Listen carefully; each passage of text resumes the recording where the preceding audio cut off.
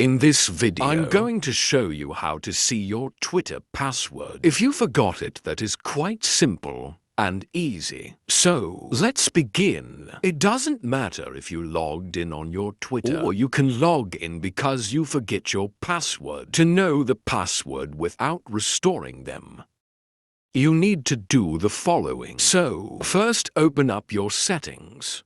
And here scroll down until you find passwords.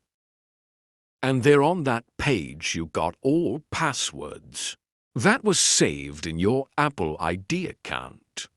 You can scroll down to look for a then desired site, or you can use search bar to find this specific site. I found Twitter too fast. I can tap here, and there I can get access to my password for that specific username. Here is username and password. And now password is hidden. But if I tap on that password, it will be immediately shown to me, and I'll be able to copy that password. And then I can go back to Twitter application and use that username and that password to sign into that specific account.